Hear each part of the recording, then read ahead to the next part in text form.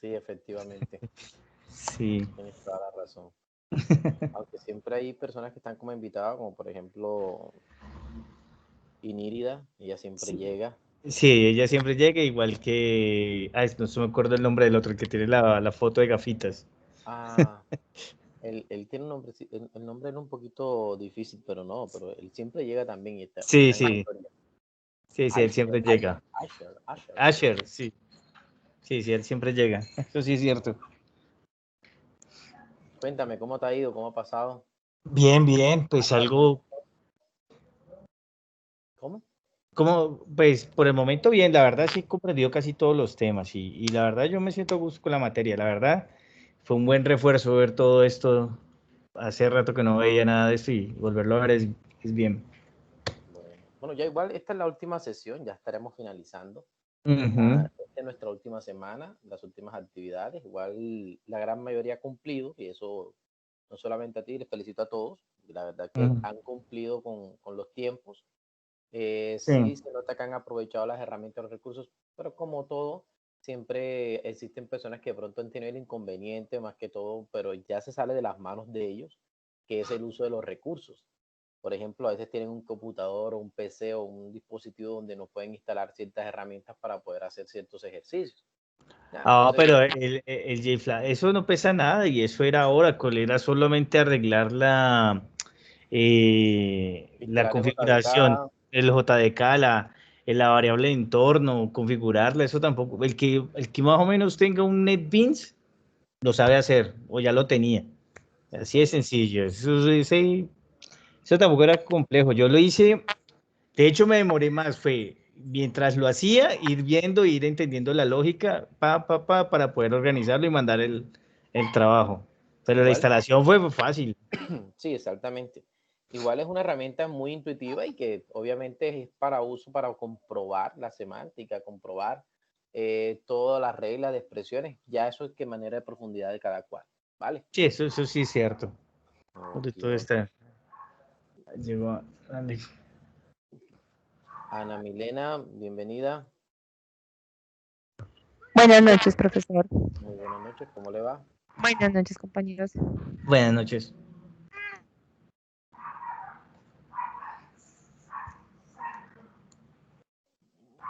Aquí estamos.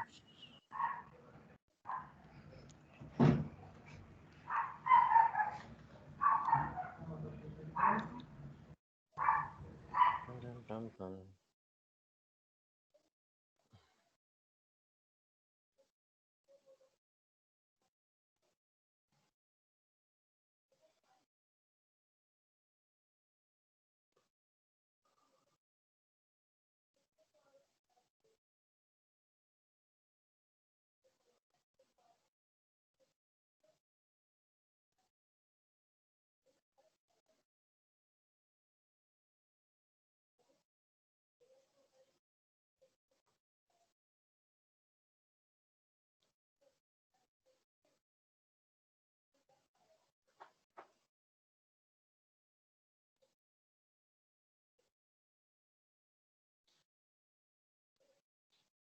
John Jairo, bienvenido.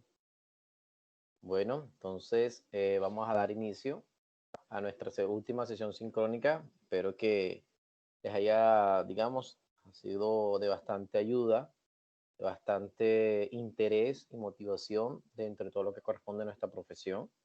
El reconocer e identificar todo este tipo de conceptos que hemos venido trabajando, desde la creación de lenguajes de programación con todo lo que corresponde a autómatas, todo lo que corresponde a compiladores y ahora con toda la parte que hemos venido desarrollando y trabajando que corresponde a la gestión de los sistemas operativos.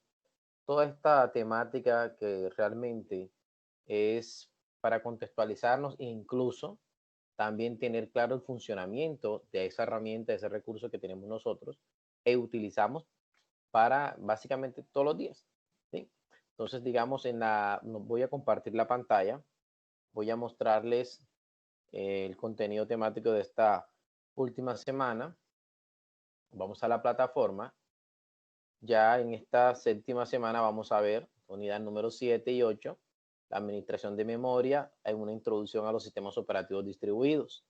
Aquí, obviamente, es importante siempre trabajar primero la gestión de procesos para poder identificar toda esa información que el proceso necesita de la administración de la memoria.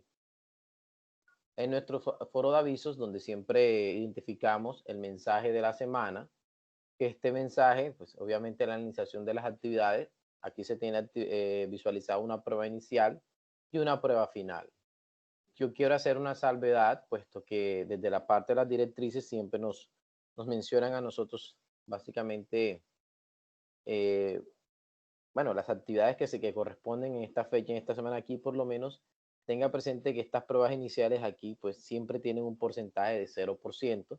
Son pruebas de presaberes para que usted por lo menos identifique las temáticas que vienen con respecto a la parte anterior. Muchos no las realizan, digamos, no es un error, pero es ventajoso, puesto que nosotros como docentes nos damos cuenta de quiénes son los que la realizan, así como quiénes son los que utilizan y por lo menos aprovechan los recursos de los objetos virtuales de aprendizaje, porque esto le permite a ustedes a través de un ejercicio contextualizar y fortalecer sus habilidades frente a la temática que tienen en la asignatura, no solamente para esta, sino para todas. Digamos, por así decirlo, le permite, digamos, hacer un ejercicio total de todo lo que nosotros debemos de desarrollar, ¿sí? Y que ustedes de la parte de trabajo independiente fortalezcan. Bueno, entonces, aquí en la unidad número 7, donde tenemos la vista general, ciertos conceptos que vamos a identificar en la parte de gestión de memoria, ¿sí? Todo lo que es la unidad administrativa de la gestión de memoria, sus intercambios y patrones y variables que hacen parte de las técnicas de la gestión de memoria, así como visualizaremos gran parte del contenido de nuestro módulo. Aquí tenemos la unidad número 8, que vamos a ver, digamos, la introducción a los principios de hardware y diseño de comunicación entre los algoritmos de sincronización en los sistemas operativos distribuidos, conceptos y bases de un sistema operativo distribuido. Aquí tenemos los recursos, tenemos los objetos. Entonces, digamos que partiendo de ese punto, vamos a visualizar nuestro módulo como la base de todo esto. Y nos enteramos aquí en la administración de memoria.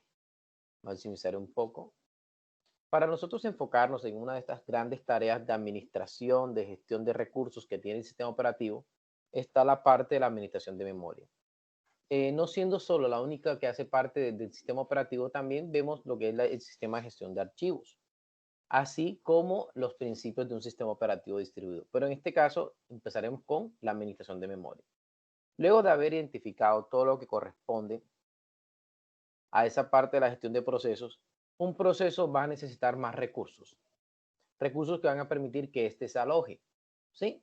Este tipo de recursos viene dado porque un proceso es un programa en ejecución y como está en ejecución, la memoria principal lo va a albergar, ¿sí?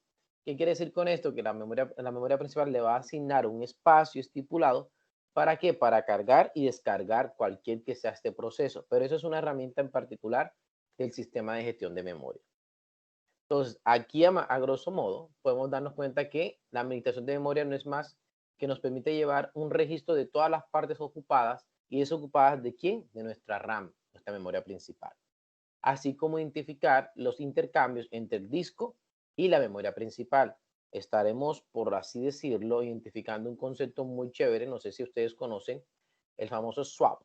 Swap es cuando la memoria principal está completamente copada y hace un intercambio con el disco duro digamos, es una técnica para poder gestionar todo el recurso que se está solicitando de memoria. Y el disco duro básicamente es tomado por el sistema operativo como una parte de memoria. Y no todo el disco, pero sí una parte del disco es tomada como si fuera memoria para apoyar a la RAM. Dentro de todo esto es importante tener claro que la administración de memoria maneja una serie de esquemas. Estos esquemas pueden ser de monoprogramación, de particiones fijas sin intercambio y de particiones variables con intercambio.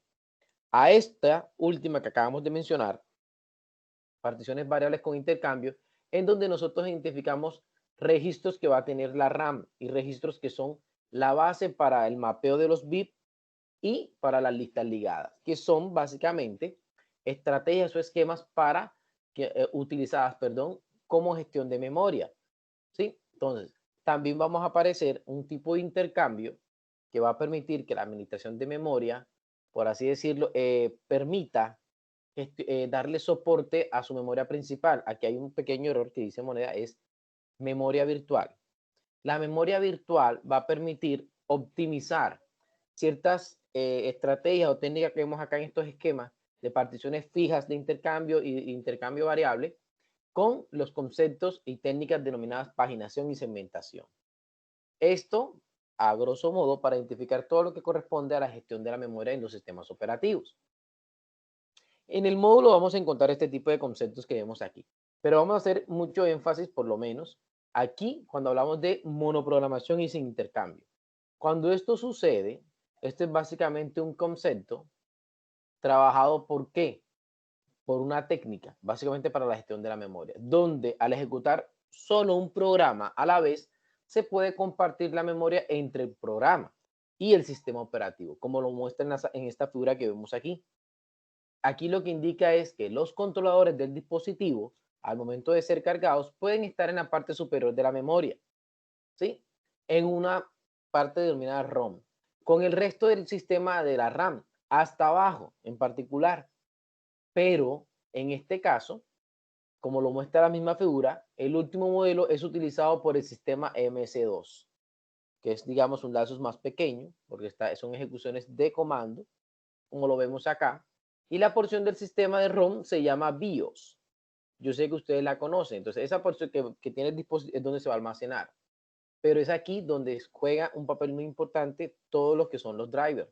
Sí, los sistemas, esta aquí juega básicamente las sentencias o los controladores de entrada y salida de aquellos dispositivos que son de entrada y salida, como por ejemplo un mouse, un teclado, que son básicamente, anteriormente nosotros tenemos que conectarlo y venían con drivers, ¿no? Ya ellos vienen con drivers genéricos y permiten que son tipo de sistemas plug and play. Bueno, también está el concepto de multiprogramación con particiones fijas. Este que vimos acá es sin intercambio como tal, simplemente que permanece estable. Que este concepto lo vamos a comparar ahora con una presentación que le voy a mostrar por qué lo llaman de esa manera. Este con particiones fijas, que básicamente lo que busca es, con unas colas que vemos aquí, en cada una de las particiones, que nunca van a cambiar porque son particiones estáticas, o puede ser a través de una misma cola que estará visualizando cada uno de los elementos de esa cola dentro de la memoria con sus espacios fijos determinados. A eso es lo que se considera, pero para fortalecer este concepto, lo vamos a ver más adelante, ¿sí? Como por ejemplo, aquí voy a compartir con ustedes esto que vemos acá, esta presentación que tienen aquí. Inicialmente, cuando nosotros nos referimos a la gestión de memoria, es bueno tener claro lo siguiente. La gestión de memoria es una tarea realizada por el sistema operativo del computador. ¿Para qué? Para cargar y descargar, como les estaba mencionando, los procesos en la memoria principal. Ten presente que un proceso es un programa en ejecución. Luego entonces está requiriendo recursos. Y uno de los recursos principales es el cargar en memoria para mantener su estado de ejecución. Ahora, el sistema operativo permite que esto suceda a través de la gestión de una unidad, el famoso MMU. Esa es la famosa unidad de administración de memoria, el cual es un dispositivo hardware que transforma las direcciones lógicas a físicas, es decir, todas esas que son lógicamente cargadas en el sistema operativo a través de ciertos intercambios de ejecución, necesita un espacio físico en memoria. Entonces, eso es lo que se encarga esta unidad en particular. ¿Ya? Ahora, ¿qué permite hacer? Ofrecer que cada proceso tenga un espacio propio y lógico dentro del equipo. Proporciona protección y permite que los procesos logren compartir memoria y maximizar el rendimiento como tal. Para que esto suceda, la gestión de memoria necesita unos requisitos mínimos para decir, se está gestionando la memoria principal como tal, que permita reubicación, que permita protección y compartición de esta información como tal o de cada proceso. Una organización lógica y una organización física. Todo esto para lograr un famoso intercambio dentro de la memoria como tal. Aquí está en juego, está la parte que les mencionaba, que vimos acá cuando hablamos de particiones multiprogramadas fijas y variables, es lo que se corresponde a particiones estáticas. Es decir, que el sistema operativo va a permitir que existan particiones estáticas. Por ejemplo, tenemos todas del mismo tamaño o todas de un tamaño diferente variable y va va aumentando de acuerdo al tamaño. Pero esto nunca va a cambiar. A esto es lo que se denominan particiones de igual tamaño y estas particiones de distinto tamaño. Pero esto maneja una variación, que fue lo que vimos acá, cuando vimos la de particiones multiprogramación variable y no las otras que son multiprogramación variable fijas.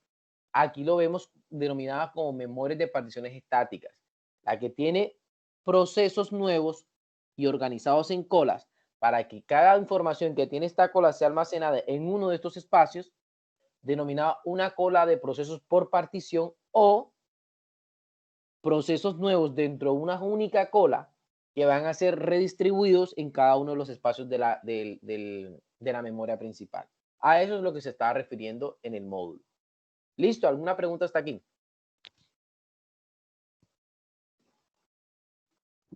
Todo claro, profe. Ok. Bueno, todo esto, así como lo anterior, tiene unas ventajas y unas desventajas, obviamente, porque permite que de cierta manera darle un espacio a cada uno de los procesos, pero la desventaja es que permite que suceda esto, una fragmentación. Fragmentación significa espacios que muchas veces existirán procesos que de esos tamaños que vemos ahí no le va a servir y nunca va a poder encajar. Ese es el principal error. Entonces, al momento de hacer un intercambio, tiene que esperar que un proceso que se asemeje, a ese tamaño en particular, desaloje en la memoria y el poder ser ejecutado. ¿Ya? Entonces, por eso es que más de un proceso se estanca y espera a que el otro termine para que él pueda ser cargado en memoria. Y por eso aparece el modelo de particiones dinámicas. Este modelo de particiones dinámicas es simplemente que puede funcionar de la siguiente manera, que cada proceso que se vaya a ejecutar haga la solicitud del tamaño que él tiene en la memoria. Lo único es que permite que surjan fragmentaciones externas. ¿Qué quiere decir con fragmentaciones externas? Esta que vemos acá. Porque hay espacios que van quedando sueltos cuando un proceso va saliendo y va entrando, va saliendo y va entrando, porque él le asigna de acuerdo al espacio para ese proceso.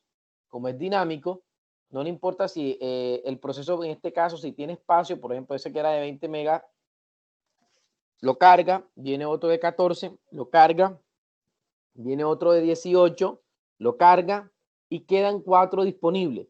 Pero resulta y pasa que el de 14 salió, quedó ese espacio, pero hay un proceso que no podría cargarse, ¿sí? Porque necesitaba menos espacio. Entonces, a esto le va a dejar este espacio aquí. Y cuando aparezca otro proceso y el otro sale, quedan espacios y dice, bueno, aquí apareció uno de 26, pero no puede cargar un proceso de 26 porque aquí solamente tiene 20 y aquí solamente tiene 6. ¿Ya? Tiene que esperar que salga por lo menos el de 8, que es el proceso 4, para que se pueda realizar. Ese es uno de los principales problemas que presenta esta técnica. Además de permitir de que es muy bueno, pero al momento de inicializar la ejecución de los procesos, pero ya con el pasar del tiempo se vuelve, digamos, un poquito tedioso y permite lo que le mencioné, fragmentación externa. Ojo, en este caso, para este algoritmo o para esta técnica, existen las siguientes opciones de mejor ajuste, primer ajuste y próximo ajuste. ¿Esto qué quiere decir? Que esta es la forma como ellos ajustan o seleccionan la memoria. El de mejor ajuste lo que hace es ubicar para ese proceso en particular el mejor espacio que existe. ¿Ya? El de primer ajuste consiste en ubicar el proceso en el primer hueco disponible, recorriendo desde el inicio de la memoria con el tamaño que sea suficientemente para ese proceso. O sea, el primero que le encuentra. Pero el anterior no es como el primero que le encuentra, sino que simplemente lo que hace es darle el mejor espacio, la recorre toda. El próximo ajuste consiste en ubicar el siguiente hueco disponible y que sea lo suficientemente grande a partir de la última asignación de memoria, es decir, a partir de la última asignación dada. Con ese le va a dar el siguiente asignamiento, por eso se llama próximo ajuste. Las particiones dinámicas surgen como ciertas dificultades, como ya lo vimos, ¿no? Por los huecos que va generando. Y estos huecos es lo que le denominan ellos fragmentación externa. ¿Ya? Entonces, el anterior me permitía fragmentación interna y fragmentación externa, ¿por qué? Porque son provocados por los procesos internamente de su estructura. existe esto que vimos ahí, que son los famosos mapas de bits, listas ligadas y sistemas de colegas o asociados. Esta, digamos, es una forma entre que la administración de memoria va a permitir gestionar todas las particiones variables. ¿Qué quiere decir con esto? Que a través de un árbol, él va a mapear toda la memoria en particular. Y lo va a hacer de una manera descendente. El primer espacio es lo suficientemente mayor para los que vienen a sus hijos en particular, o los espacios hijos con que va a ligar sus listas en particular. Tienen unos requisitos de reubicación. ¿Cuál es? Lo que nosotros vimos la semana pasada llamado bloque control de proceso, que es toda la información que tiene un proceso, su programa, sus datos, sus pilas, su forma. En este caso lo permite para trabajar un mecanismo que permita reubicar los procesos en particular, ¿sí? Pero sin perder de referencia qué hay dentro de él como tal. Entonces, ¿qué es lo que hace? La estrategia lo que hace es, al momento de pasar la dirección lógica a la física, realiza el asignamiento de un registro base dentro del procesador y con un registro llamado sumador va a realizar una comparación con el registro límite. Y de esta manera, en el caso si llega a ocurrir una interrupción, pues obviamente la tratará como lo vimos. Pero si no, generará una dirección física, la cual dentro de la información de datos del bloque de control de proceso, él la va a asignar, la va a almacenar. ¿Ya? Y esta imagen queda dentro de toda la imagen de memoria del proceso. A eso es lo que se refiere la famosa requisito de reubicación como tal. Ahora, aparece la paginación. La paginación como otra estrategia, otra técnica más. ¿Para qué? Para asignar todo lo que nosotros denominamos espacios de memoria. Pero aquí en este caso lo que hace es asignar marcos libres. Cuando hablamos de marcos, estamos refiriendo de espacios contiguos. Sí, por como lo vemos acá. Está todos los marcos de la A, de la B, de la C, del proceso D, así sucesivamente. ¿Qué me quiere indicar con esto? Que lo que hace es, en este caso, básicamente trabajar con sus páginas. Si analizamos nosotros, anteriormente no teníamos páginas, que son estos. Vemos aquí. Tiene 1, 2, 3, 4. Cada una de estas páginas, de estos marcos, son asignados, son identificados para un proceso en particular. ¿Ya? El primero tiene 3, el segundo también tiene 3, el tercero tiene 4 marcos y el último tiene 5 marcos. La diferencia o la ventaja de utilizar este recurso en particular es que permite que estos marcos al momento de cargarse y descargarse, lograr tener una lista base, ¿sí? Y la estructura de datos, esto se va llevando, por así decirlo, como una secuencia durante el tiempo para permitir esta carga y esta descarga. Aquí lo que se busca es, esas marcos se le denominan páginas, ¿ya? Para cada proceso en la primera página, es decir, subespacios para el proceso, lo divide. Y al dividir el proceso en este momento puede, digamos, por así decirlo, ya tener indexado, que es básicamente lo que hace, indexar esa parte como tal. ¿Dónde se ve esto? Aquí, el proceso D tiene de su página 0, 1 y 2, pero automáticamente sabemos que está ubicada en el 11 y en el 12. Pero como este tiene marcos asignados, obviamente la información no se va a perder. Esto, no sé si ustedes se acuerdan, es lo que nosotros muchas veces tratamos de mitigar en los discos duros, que es la fragmentación.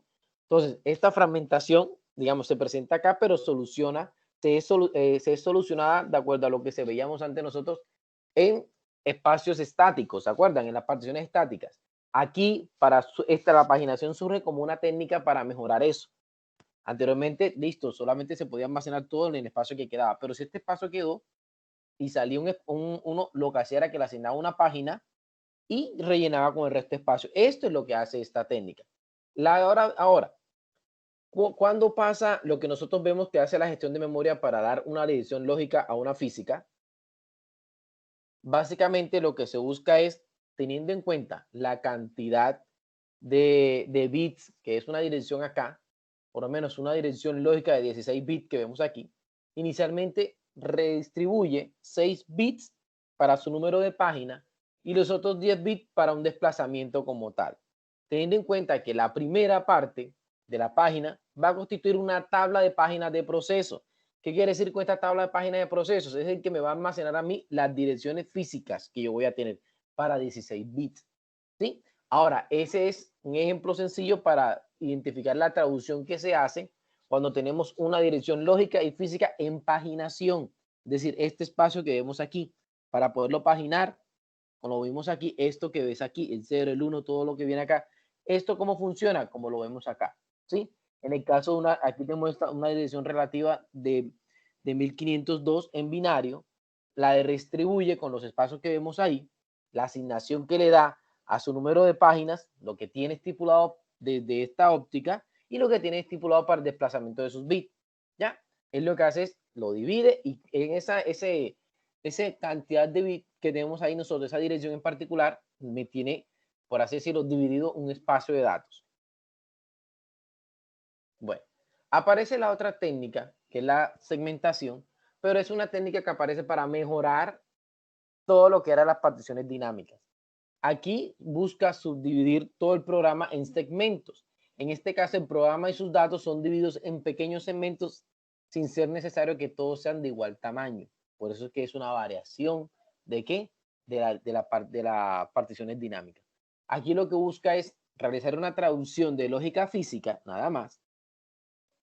Al momento de ser traducida, selecciona un par de segmentos y desplazamiento, pero en este caso reubica un número de segmento, un número de inicio de segmento y una longitud para ellos. Es decir, que aquí aparece una tabla de segmentos del proceso. Es decir, esta tabla de segmentos del proceso me va a almacenar ahora a mí el proceso subdividido. ¿Para qué? Para evitar la fragmentación externa. Entonces, cuando yo tengo por lo menos identificado cada segmento con una dirección en particular, automáticamente la puedo indexar con otra. Por eso es que aparece esta técnica. ¿De qué? De identificar el número de segmento en que este está ubicado y esa información es la que vemos nosotros identificada en el bloque de control de proceso. Aquí, para ir cerrando, es una tabla comparativa de todo lo que corresponde a estas técnicas que vimos ahora en la gestión de procesos. Todo lo que corresponde a las particiones estáticas dinámicas, que son denominadas esquemas de asignamiento contigua. Y los esquemas de asignamiento no contigua son la paginación y segmentos, pero en pocas palabras, como les mencioné, la una es una versión mejorada de la otra. ¿Sí? Aquí lo vemos, como pueden ver, la partición estática de memoria, en el caso de la memoria principal, lo que hace es dividirla en un recordero y dividirla en conjunto de particiones estáticas durante la generación del sistema. El proceso se puede cargar en una partición igual o de mayor tamaño. Sencillamente se implementan pocas sobrecargas del sistema operativo. Eso puede ser, digamos, una ventaja.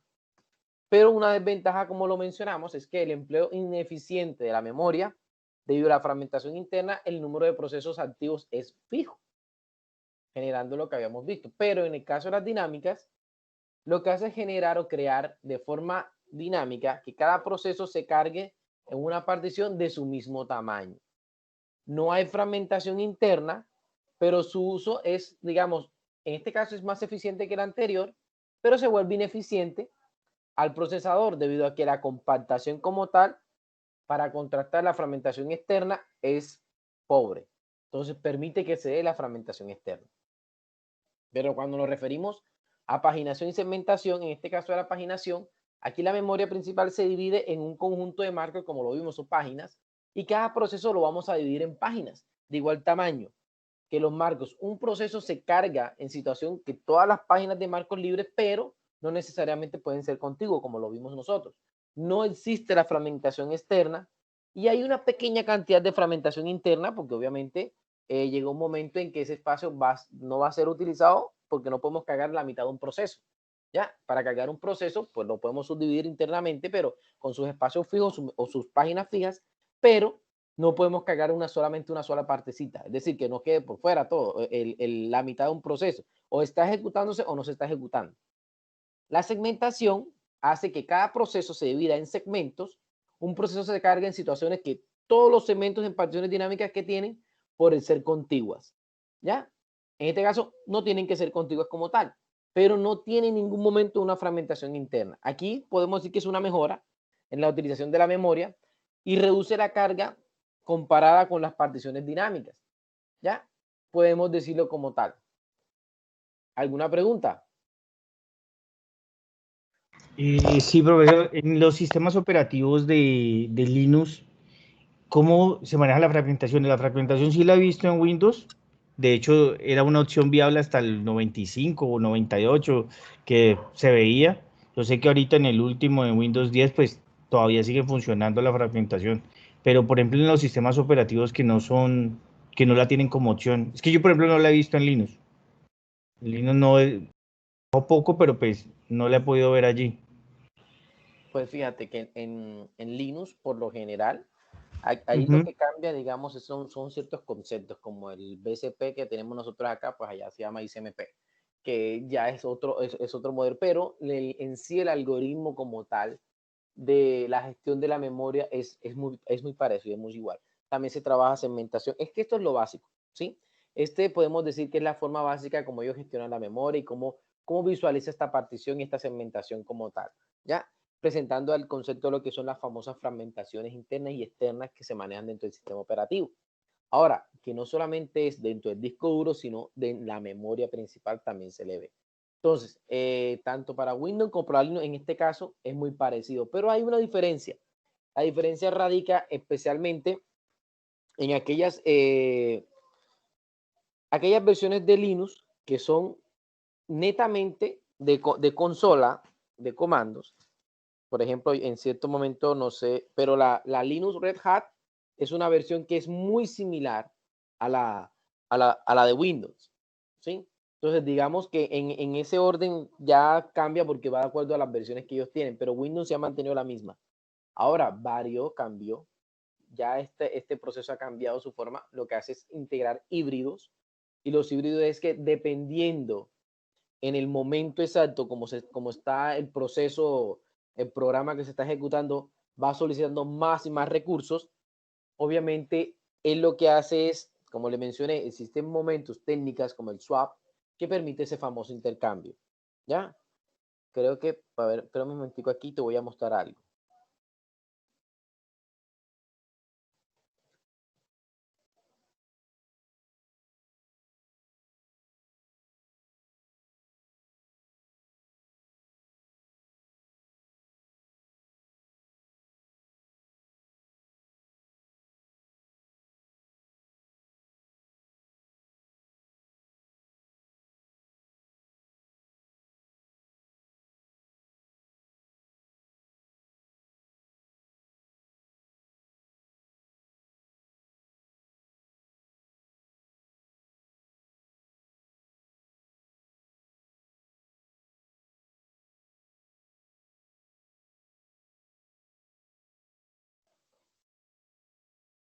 Bueno, no estoy compartiendo. Ahora sí. Bueno, mira esto acá. Inicialmente, lo que nosotros buscamos para identificar el concepto de la MMU, que es el dispositivo hardware que permite esta traducción desde la CPU con la memoria, traducir las direcciones lógicas a físicas, luego de hacerlo directamente en la memoria central. Además de ese funcionamiento, una de las técnicas que le estaba mencionando, le estaba explicando, es el famoso swapping. El swapping es cuando hay poco espacio suficiente en la memoria, el proceso puede almacenarse temporalmente en el disco. Cuando se anude su ejecución, se vuelve a llevar el espacio a la memoria. ¿Ya? Eso, digamos, son técnicas. Incluso Linux realiza lo mismo. ¿Por qué? Porque es que ya esto es independiente dentro de la gestión y el mapeo de su memoria es independiente a el sistema operativo, el software. Esto ya depende más que todo de la capacidad del hardware. ¿Ya? Ujú. Fíjate, entonces, independientemente de los fabricantes que se estén usando como tal, hay que tener en cuenta el número, o por así decirlo, la estructura que esta pueda manejar para poderla identificar. En Linux también aparece, por así decirlo, algún tipo de entrada. En este caso son tablas de secciones, como lo vemos ahí. Sí, ¿Ya? sí, quedó claro. Sí. Bueno, aquí, permíteme, te muestro. Aquí está la tabla de secciones. Mm. ¿Ya? En este caso se muestra como un formato cómo se ejecuta y maneja una tabla de símbolos, donde vas a tener todos los valores con los datos iniciales, sus códigos, que de la misma manera, lo que nosotros hacíamos acá, que identificábamos aquí el segmento, ¿verdad? Bueno, se segmenta también, pero mantiene una parte para códigos, otra parte para el desplazamiento y el tamaño que se tiene de memoria en particular.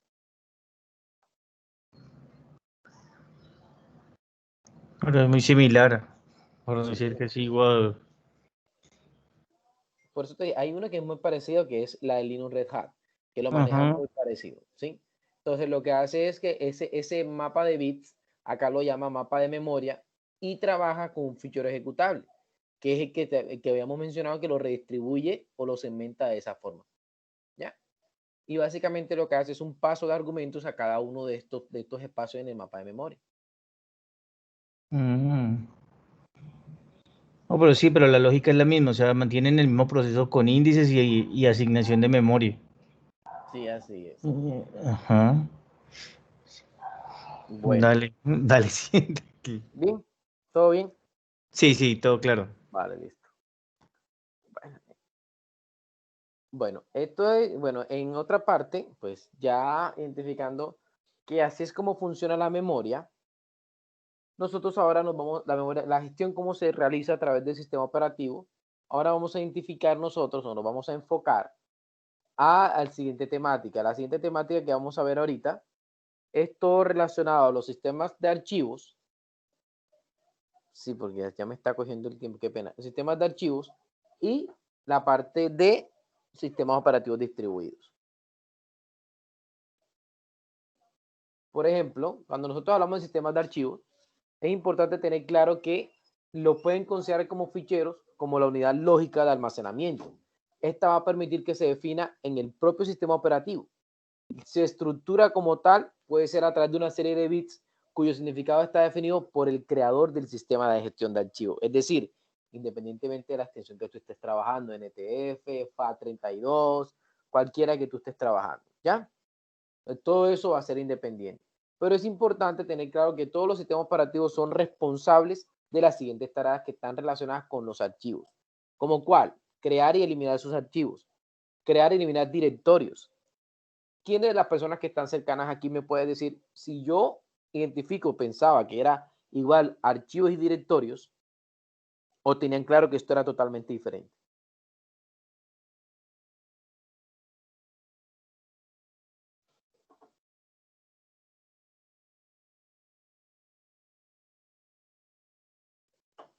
¿Nada? Bueno. Son totalmente diferentes. El directorio viene siendo el árbol, básicamente donde se están organizando o se estructuran los archivos. Entonces, ese directorio yo lo puedo eliminar y lo puedo cambiar. Todo esto con base para dar soporte a los soportes primitivos para la manipulación de los archivos y los directorios. Se busca que básicamente el sistema operativo sea responsable de hacer un mapa de todos esos archivos almacenados y secundarios. Por eso te dan cuenta que existen las famosas extensiones. ¿Sí? ¿Para qué? Para respaldar los archivos mediante almacenamiento estable. Para eso es el funcionamiento de las extensiones. ¿Está claro hasta aquí? Ok. Bueno. Dentro de las distintas extensiones que nosotros podemos ver o identificar, vamos a ver la famosa FAT. La FAT significa File Allocation Table, que es un sistema de archivos más sencillo y compatible. Inicialmente tomó mucho auge a partir de Windows NT. No sé si te acuerdas de Windows NT. Windows NT era el famoso Windows Networking, que era básicamente trabajado cuando teníamos nuestros sistemas operativos, digamos, para sistemas, era enfocado a sistemas operativos tipo servidor. Entonces, en este caso, permitía que a través del sistema GeoFAT se caracterizaran las tablas de hacinamiento de los archivos. En este caso, además de caracterizarlas, aquí se buscaba que se realizara esa bendita tabla, ¿sí? De una manera para superar el tipo de volúmenes y conservar así una copia de ella. ¿Para qué? Por si acaso resultaba dañada. Esta es una de las principales funciones con el FAT30, con el FAT. Pero el FAT mantuvo una variación, por eso que ustedes han identificado el famoso FAT32, que es en este caso para 32 bits, es decir, la estructura que él va generando. Muchas preguntas salieron a raíz de esto, porque se preguntó si hubo a nivel de 64 bits, pero tenga presente que esto, con el raíz del tiempo, tú te has dado cuenta que te han preguntado, ¿es un sistema operativo que viene de 32 bits o de 64 bits? Ya que esa pregunta la tienen y se han recordado ahora mismo. Entonces, ahí es donde surge este concepto. Es decir, ¿cuál es el sistema de archivo que está manejando de gestión como este equipo? Porque depende del hardware en particular. Utiliza la gestión de 32 bits o de 64. Entonces, por eso aparece el famoso sistema de archivo HPF, que es el High Performance File System. Este se presentó para permitir un mejor acceso al disco duro y, digamos, de una manera mucho mayor, y están apareciendo en el mercado. Además, fue necesario, básicamente, que se extendiera como tal en tipo de nomenclatura para las organizaciones y la seguridad para el crecimiento de demanda que tiene dentro del mercado de los servidores en red en particular. ¿Ya? Pero no fue lo suficiente y aún se mantuvo el FAT, pero apareció NTFS. NTFS lo que quiso identificar era que una nueva tecnología para el sistema de archivos. Esta nueva tecnología para el sistema de archivos, lo que estaba diferenciando del FAT era que no hay ningún objeto en especial como tal en el disco y no hay ninguna dependencia de hardware subyacente, como los sectores de 512 bits. Además, no hay ninguna ubicación especial en el disco con la tabla FAT o los bloques superiores de HPFS, perdón. ¿Qué quiere decir con esto? Que como el nombre lo menciona, NTFS es una nueva tecnología como tal. Obviamente, por ser nueva, es mucho más rápida, es mucho más compacta y mucho más segura, pero no mucho más rápida. Esa es la diferencia que podemos identificar nosotros entre esos dos sistemas de archivo. ¿Por qué dónde recurre? Porque esta extensión debe de trabajar con atributos, con seguridad, con menú, con alternativas, ¿verdad? Alternativas de seguridad para los archivos y lo que lo hace más sobrecargado. Entonces el FAT aún sigue manteniendo sus atributos y la data. Con la data significa prácticamente un respaldo del dato en particular, lo que te tiene. ¿Ya? Entonces, digamos, esa es la diferencia fundamental entre estos dos tipos de archivos. Ahora, aparece un concepto nuevo en todo esto, que es esta siguiente extensión. La extensión XT3 y XT4. Este es un conjunto más que todo un poquito antiguo, ¿sí? Es bueno tenerlo presente, pero aquí nos estamos refiriendo a la misma característica, pero en Linux, ¿sí? Ya con Linux es diferente, aparece el famoso Xten, y aquí podemos trabajar cómo funciona a través de capas. Capas que van a permitir mapear hasta 128 megabytes por segundo dentro del espacio contiguo, así como el bloque del tamaño que va a ser de 4K. El sistema de archivo XT3 es compatible en adelante con el anterior, con el que sigue, que es el XT4, siendo posible montar un sistema de archivos como tal, ¿sí? Y usarlo de manera transparente con los dos. Aquí el sistema es muy bueno, pero solamente para arquitectura de Linux. Así como aparece el siguiente sistema de archivo, pero este, digamos, dio inicio o su origen y su fortaleza es básicamente para trabajar con Unix, siendo posteriormente utilizado en Iris. Obviamente todos sabemos que fue la primera distribución de Linux. Básicamente lo que permite es soportar el sistema de archivo hasta 9 exabytes, aunque esto puede variar dependiendo de los límites impuestos por el sistema operativo. Tengan presente que Unix es el padre de todos los sistemas operativos. ¿Cómo funciona realmente el sistema de gestión de archivos como tal? Aquí lo vemos.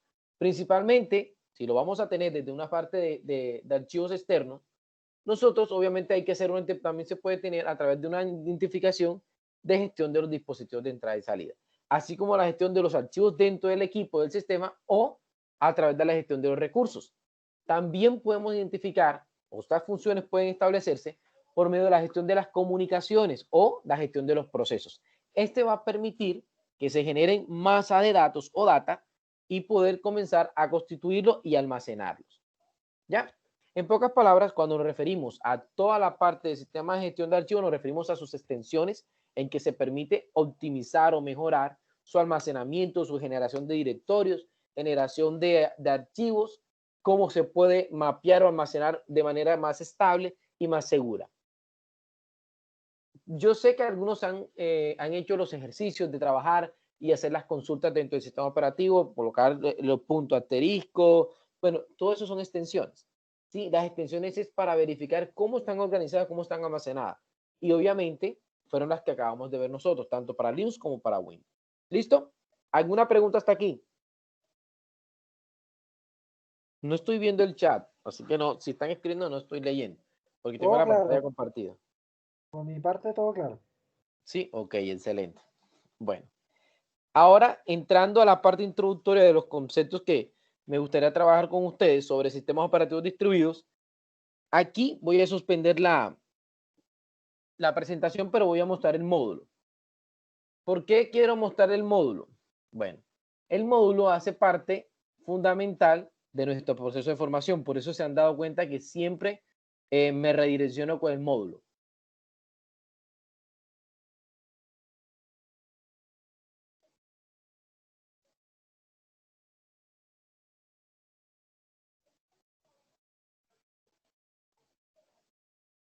Acá, permíteme, creo que ya pasamos acá.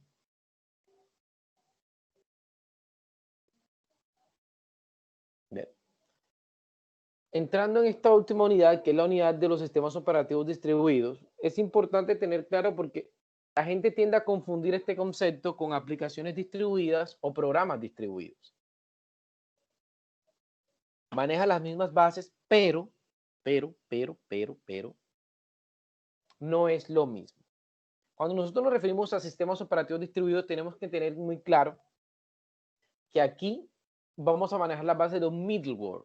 El middleware es básicamente la plataforma, ¿sí? Como ese código, como lo mantenemos nosotros identificado en Java, que es la plataforma virtual que te permite, digamos, interpretar o reconocerte en cualquier tipo de sistema operativo que tú tengas o que estés trabajando, sea lo que sea, vas a compartir. Por ejemplo, yo puedo estar en una red y yo estoy utilizando Linux, la otra persona está usando Windows, la otra persona está utilizando Mac, pero todos estamos en la red. Y en esa red va a estar distribuido unos siguientes archivos que vamos a compartir dentro de la red. La aplicación o el software que me va a permitir que esto suceda es un sistema operativo que me permite distribuir, ¿sí? Mi conectividad, compartir mis recursos, que va a estar en uno de los distintos dispositivos que están pertenecientes a la red y que va a ser mi servidor, ¿ya? A partir de él voy a administrar cada una de todas. Muchas de las personas lo confunden a un tipo de arquitectura, sí, porque es que una de las arquitecturas distribuidas es la arquitectura cliente-servidor, ¿ya? Entonces, ahora lo vamos a identificar de qué manera.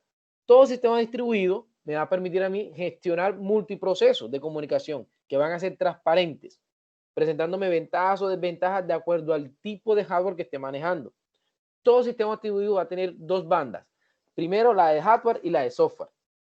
¿El por qué? Cuando nosotros nos referimos a hardware, nos estamos refiriendo a toda la parte que me conlleva a la constitución de mis servidores y de la red de comunicación. Cuando me refiero a la parte de software, yo tengo que tener claro y establecido todos los principios que me permite la comunicación a través del modelo OSI, que es el modelo estándar de comunicación internacional que existe, que es la base para quién, para el modelo TCP/IP en la comunicación con Internet. ¿Ya? Entonces, de ahí nacen los protocolos como tal. ¿Para qué? Para que esto funcione. ¿Qué me permite un sistema distribuido? Mantener un control de todos mis procesos que van a estar remotos y de la comunicación en ellos, así como lograr de la misma manera gestionar los archivos y sincronizar básicamente todo lo que ocurre acá. Es decir, que en pocas palabras, un sistema operativo distribuido lo que hace es aumentar, realiza lo mismo que un sistema operativo de escritorio, pero en este caso lo hace en una red. ¿Ya? En pocas palabras, es eso lo que se quiere hacer con los sistemas operativos distribuidos. Claro, a partir de esto me da mi fundamento para desarrollar ahora sí aplicaciones distribuidas. Por eso, cuando nosotros hablamos de sistemas operativos distribuidos, es importante tener muy claro sus principios, pero principios desde el hardware. ¿Sí? ¿Desde qué? Desde lo que me van a permitir a mí clasificar las distintas arquitecturas de hardware que puedan existir. Como la vemos aquí, presentamos la clasificación de los FLIM.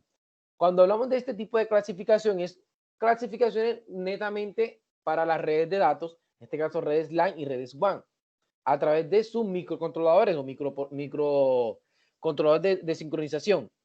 Por ejemplo, la primera, el SSID, en este caso hace énfasis en esta clasificación a la identificación de varias unidades funcionales y procesamientos en línea. La siguiente SIMD lo que hace es clasificar todo este tipo de organización o de redistribución a través de máquinas vectoriales y arreglos de procesadores. Es decir, ya no tengo una máquina, sino que tengo varias. MIMD, que es el famoso multiprocesador con memoria compartida y multicomputadores con memoria privada. ¿Qué quiere decir con esto? Que voy a tener varios y ambos van a estar compartiendo en los mismos recursos. Sistemas fuertemente acoplados y débilmente acoplados. Todo esto de acuerdo al número de bits por segundo que se puedan transferir o retardar debidamente los software. ¿Sí? Esto es obviamente independiente del equipo o del hardware que se esté presentando. ¿Cómo gestionará dentro de esta clasificación su sistema de archivos, su sistema de tiempos compartidos, así como la simetría o la simetría o lo asimétrico de la sincronización de la CPU? ¿Sí? Porque muchas veces podemos tener CPUs que están dedicadas y otras que no están dedicadas. ¿Por qué? Para evitar todo lo que nosotros consideramos cuello de botella, esa solicitud estable de peticiones de datos como tal. Un ejemplo muy sencillo para poder entender el funcionamiento del sistema operativo distribuido. Ubícate con un banco. Un banco tiene un sistema que está desarrollado de manera cliente-servidor. Todos, absolutamente todos los cajeros de un banco en particular, hay un banco, una unidad central una sucursal central. ¿Sí? Por lo menos, ustedes están en Medellín o en cualquier otra ciudad. En el centro de Medellín, ahí estará la sucursal principal de Bancolombia. Y a sus alrededores, en los distintos barrios, en Bello Antioquia, perdón, por fuera de Antioquia, que es Itagüí y todo lo demás, hay otras sucursales, pero no son las principales. ¿Sí? Y donde está la gran parte del sistema es ahí, en la principal, en Medellín, en el centro, donde va a estar sus servidores y todo esto. De ahí puede existir un acoplamiento con las otras sucursales, ¿sí? Y va a tener control sobre cada uno de los sistemas que están allá. Pero para eso necesita que exista una simetría, una sincronización. Porque cuando tú realizas una actividad, por ejemplo, dentro del banco, que necesitas una certificación, pero tú estás en otra ciudad, automáticamente te lo dan. ¿Por qué? Surge que tú estás en otra ciudad o en otro lugar, o en otra sucursal, y tu tarjeta sí te funciona, porque es que están los sistemas distribuidos y permiten la administración de los mismos recursos. ¿Ya? Eso es, digamos, un ejemplo muy sencillo de lo que puede ser un sistema distribuido. ¿Sí? Obviamente, existen muchos recursos que también podemos trabajar acá, como es el multiprocesador con bases en buses, cómo puede funcionar, cómo puede trabajar, si lo vemos acá. Es organizado cada procesador en particular e integrado con un bus como tal, que va a tener un intercambio con los módulos de memoria. Es decir, aquí el administrador básicamente va a ser la memoria, porque con ella es que cada uno de la CPU va a apoyarse como tal, pero la memoria va a permitir que cada una de estas CPU en particular se encargue de alguna actividad y sirva como de espejo o de soporte si en el caso contrario una de ellas no lo va a trabajar. ¿Por qué? Porque de pronto ya está ocupada de tantos recursos que está gestionando, entonces la otra unidad la va a trabajar. Y así es lo que se denomina distribución de recursos, en este caso de los sistemas operativos distribuidos, gestionando múltiples procesadores. ¿Ya? Lo mismo pasa con la gestión dentro de la red en las estaciones de trabajo, con el uso de la memoria local y la CPU, como lo vimos acá, de tipo de red, así como lo vemos acá con un combo de cruceta. ¿Cómo podríamos identificarlo? ¿Para qué? Para poder tener claro todo lo que nosotros identificamos como una multicomputadora. Todo esto para ver cómo podemos trabajar y funcionar con una arquitectura de red LAN con nuestro servidor y los distintos equipos. Y las estaciones de... eso si tú lo quieres trabajar así, porque muchas personas tienen su red, pero solamente para compartir un solo tipo de servicio. En este caso, los sistemas operativos distribuidos es para distribuir o compartir la mayor parte de servicios que se necesiten dentro de una empresa para optimizar la empresa como tal. Entonces, eso como para ir entrando en calor con respecto a lo que es los sistemas operativos distribuidos. Aquí vamos a recopilar un poquito más desde cuándo aparecen. ¿Sí? Por ejemplo, ellos aparecen alrededor de los años 80 se desarrollaron los primeros microprocesadores de alta gama para sistemas distribuidos, aparecen los conceptos de discos espejos, de procesadores espejos, de procesadores de respaldo. Todo esto básicamente para no tener sistemas centralizados, es decir, que exista una única CPU. Esa es la finalidad de un sistema distribuido. Poder tener, digamos, varios procesadores conectados mediante una red y poder redistribuir los servicios y que no se caigan. La ventaja de los sistemas operativos distribuidos, pues, obviamente, frente a un centralizado, es que vas a tener un respaldo. Digamos, la economía no, esto es, digamos, no es, aquí voy a diferir un poco, los sistemas operativos distribuidos son más costosos, ¿sí? Permiten mayor velocidad, las aplicaciones distribuidas pueden ser tanto de tipo comercial como industrial, hay una fiabilidad como tal y crecimiento incremental de tu sistema como tal te lo permite, pero hay una inversión económica en que la relación entre precio y rendimiento es total. O sea, lo que vas a invertir es por lo que tú vas a recibir como tal, pero son costosos. ¿Ya? Digamos que aquí lo que se busca con estos sistemas, con estas máquinas de manera independiente, compartir los datos, los dispositivos, la comunicación y la flexibilidad como tal. Desventaja, pues el software. Realmente hay muy poco software orientado a sistemas distribuidos. En la actualidad, por ahí es que han salido en gran ventaja los sistemas, a las aplicaciones distribuidas. Como por ejemplo, en el desarrollo de software web, no hace mucho, está cogiendo auge Node.js. ¿Sí conocen a Node.js? Sí, sí, el Bueno, Node. Bueno, Node.js es básicamente desde el servidor todo el programa o la programación de JavaScript. Pero ya tenemos claro que JavaScript es netamente frontend. Pero con esta nueva versión lo que hace es que se hable un mismo idioma, tanto desde el servidor como desde la aplicación cliente. ¿Ya? Y obviamente esta es una de las tantas arquitecturas que tienen los sistemas distribuidos. Las redes de comunicación, obviamente, independientemente de esto, también depende de la conectividad que haya, entonces lo hace una desventaja porque es dependiente de un recurso hardware. La seguridad como tal se vuelve muy vulnerable porque de cualquier punto se puede tener un acceso siempre y cuando no se tenga la seguridad como tal en ella. Cuando hablamos de la actualización que le habíamos mencionado en el otro, eran sobre hardware, era la actualización Flink que vimos nosotros, son enfocadas de acuerdo a la funcionalidad, a las máquinas, a los procesadores y el uso de la memoria compartida como tal. Con esta parte, nosotros podemos decir que los sistemas operativos distribuidos dan una cabida a toda una amplia gama de conceptos que permiten que los sistemas estén fuertemente acoplados y dándole mayor ventaja. ¿Ventaja en qué? En los sistemas paralelos, multiprocesadores y multicomputadoras. Pero cuando hablamos de software, el sistema operativo en red, el que más me brinda a mí es el famoso NFS.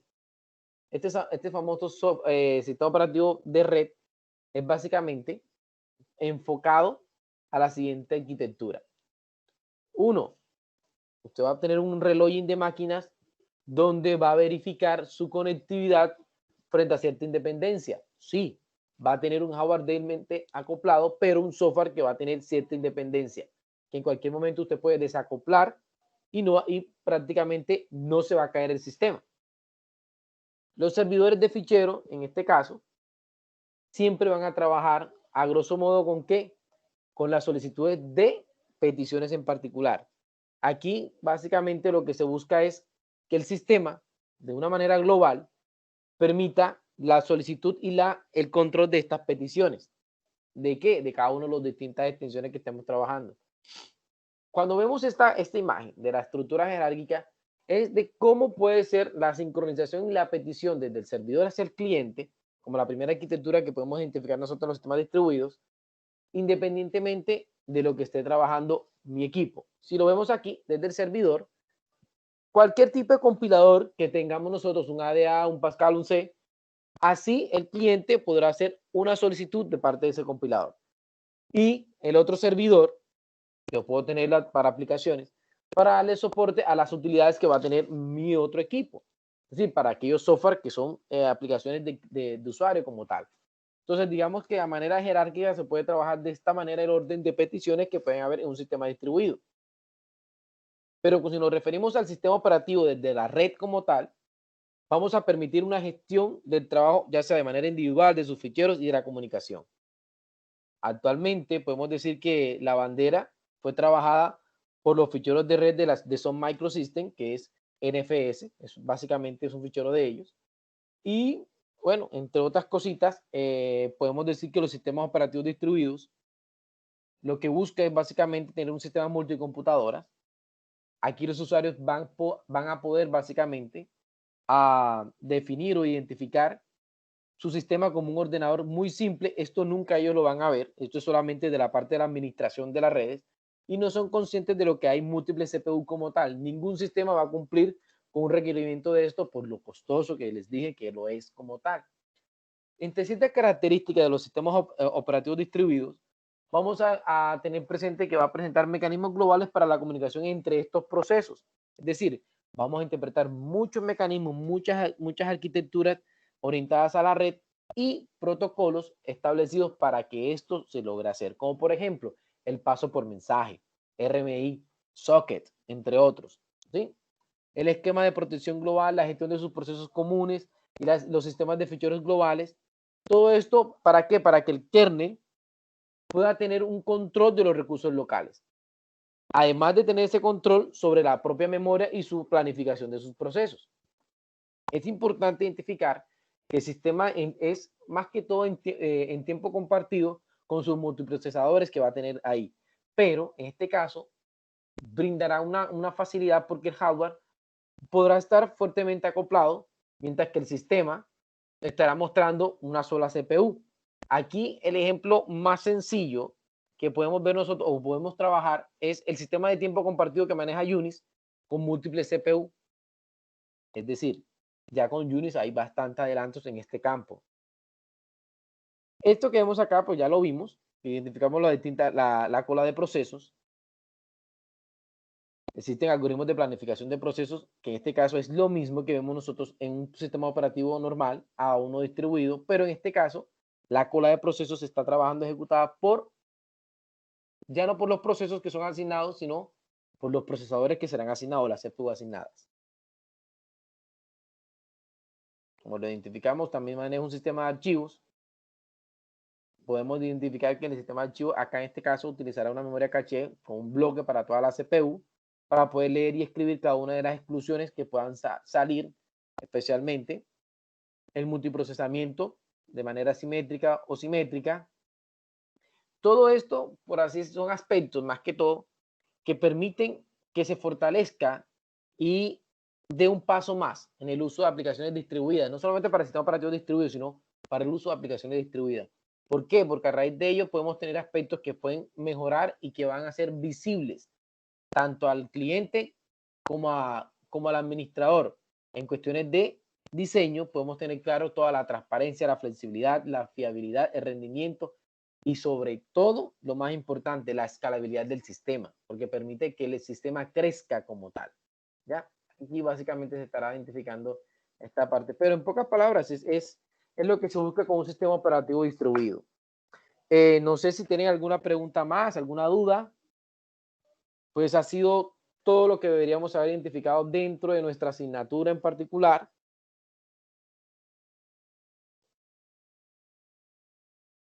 Ana Milena, ¿alguna pregunta? Indira, John Jairo, Jorge. No, no, señor, pues, por mi parte todo está claro. Los conceptos quedaron claros. No sé, esto fue como una repasadita, como entrar a fondo de cada tema de los que nos explicaste durante todas las clases. Y por mi parte, muchas gracias, profe. Sí. Igual, por mi parte también. Bueno, realmente es una integración para que veamos hacia dónde llega toda la parte de los sistemas operativos, dónde está el fondo de esto y hacia dónde vamos. Se van a identificar unas asignaturas con aplicaciones distribuidas para que sepan más que todo este tipo de conceptos, cómo se enfoca.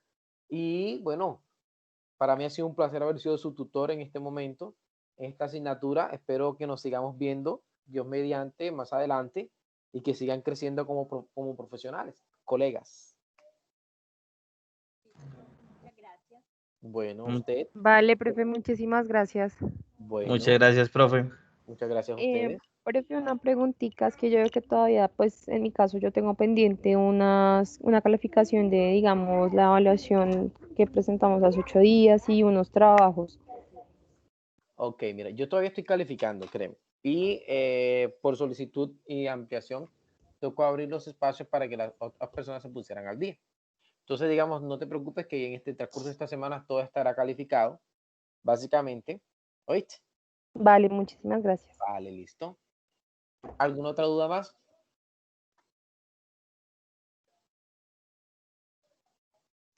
Por mi parte ¿Ninguna? no. Bueno, entonces les deseo una feliz noche.